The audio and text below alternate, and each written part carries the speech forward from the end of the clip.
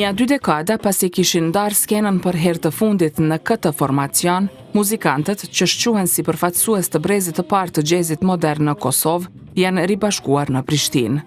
Në Qendrën për Kulturë Alternative, Defy Them, koncerti i Classic Jazz Trio Plus nuk ka qenë veç mbrëmje muzikore, por edhe rikthim në kohën kur muzika jazz e fusion kultivoheshin edhe në periudha të vështira për jetën kulturore të vendit.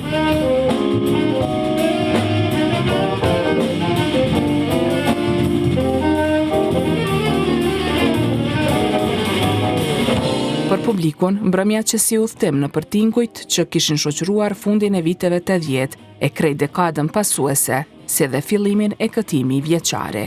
Për vetë muzikantët, Luan Osmani në bas kitar, Ilir Bajri në tastier, Besim Gashi Babuka në bateri e Arjan Randobrava në saksofon, ka qenë takim që përfaqëson një pjesë të rëndësishme të historisë së tyre artistike.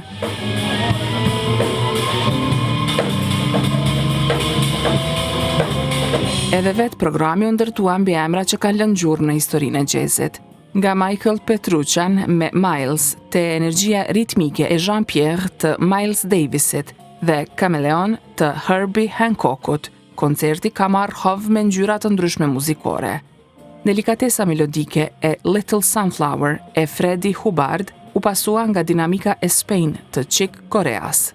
E Red Baron i Billy Cobhamit dhe Footprints i Wayne Shorterit kanë sjell frym improvizuese që mbetet shenjë dalluese e jazzit.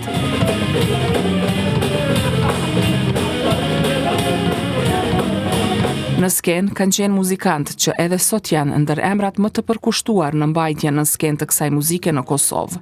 Bateristi Besim Gashi ka kujtuar periudhën kur jazzi zhvillohej larg kushteve ideale, e që mungojnë edhe sot, por jo larg pasionit. Na jemi një shoqni, një grup, një ekip i mos thëmë pionerëve të jazzit në Kosovë. Sidomos Luli Osmani është pak më i vjetër se na, ajo është në ndër të partë këtu që ka qenë në jazz pak a shumë fusion modern. Mandej unë me Ilirin kemi fillu diku në herën e parë, kemi marrë pjesë të festival Mitrovic 1987, të që na jemi një general të cila e kam bajt jazzin gjallë kryesisht në fund të 10-tave dhe në krejt 90-tat. Domethënë kemi pas koncerte, ato koncerte kanë qenë edhe pse në kohën kur kemi qenë të okupum, s'kemi pas sallat adekuate cilat janë për koncerte, e kemi bënë për lokale mirë, po jazzin e kemi mbajt si kulturë cilën e kemi njoft edhe mi marrë me to. Tani pas, ose mund të them edhe diku prej vitit mbas luftës me njerë, na kemi qenë diku nja 3 vjet e para shumë aktiv me këtë repertuar të jazzit modern apo që quajmë fusion ashtu të kombinum.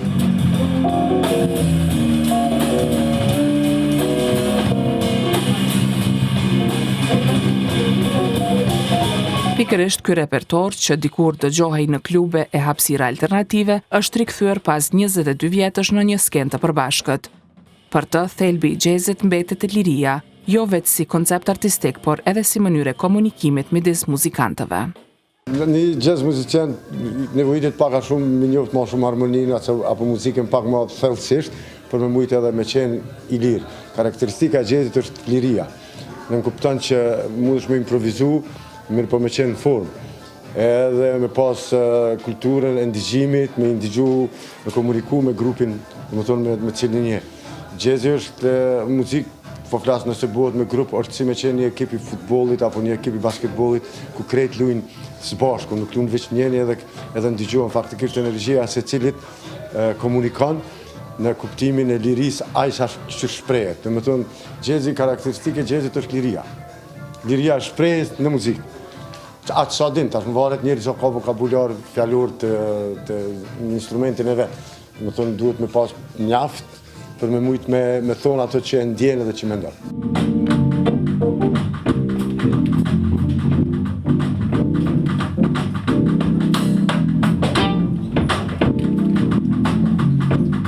Pianisti Ilir Bajri ka konsideruar koncertin si rikthim te muzika që dikur I kishte formsuar ata artistikisht. Muzikë që kena lyt në viteve të 90-ta, pak për mosdijes, pak për nevojës, pak për rinis. edhe kemi luajtur shumë. Që ato kena me luajtur sonte, muzikën që neve në atë kohë na ka inspiruar, na ka ndihmu ndoshta mos me majtë një farë integriteti edhe artistik. Që ajo është sonte një farë, rikujtimi një farë, edhe ndoshta mi gjeneratës pak me drejme, mi tregu që kena bëate, se veç me fjallë për tregujmë. Mi tregu pak me vepra.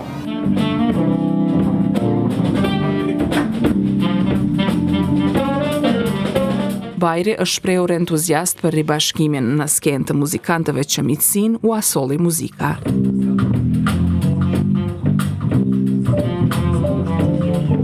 Si që bënte dikur, her pas here, trio si është bashkuar saksofonisti Ariane Randobrava. Jo rall edhe shkëputej veç fizikisht pasi muzika e tij gjithsesi e hante, si imazh i një lloj antari hibrid, siç Randobrava përshkruan aktivitetin e tij në atë kohë. Për mua është jo vetëm tash, po edhe ma përpara, do më thonë se unë jam, me thonë, ma i riu për i këtyne këta kam funksionu si kur classic jazz trio.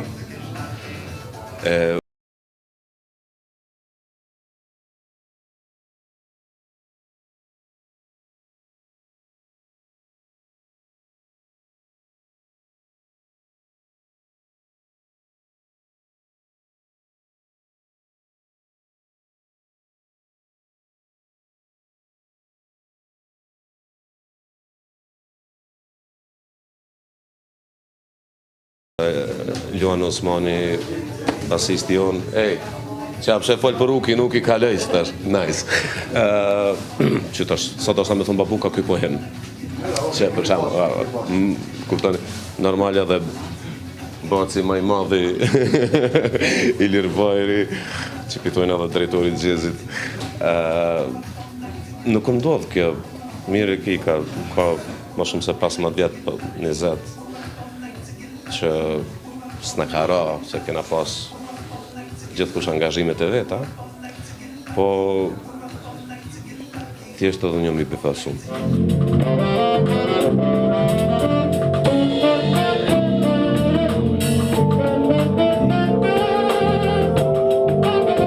Kur kishte nisur të luante në saksofon, antarët e grupit për të kishin qenë ndër referencat kryesore për të mësuar e kuptuar jazzin.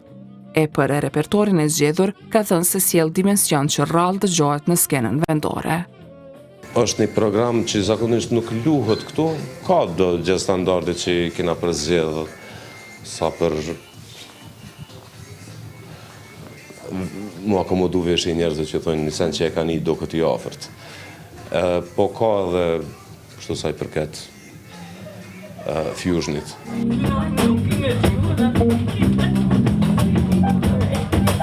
E ka konsideruar koncertin si moment të shumëpritur.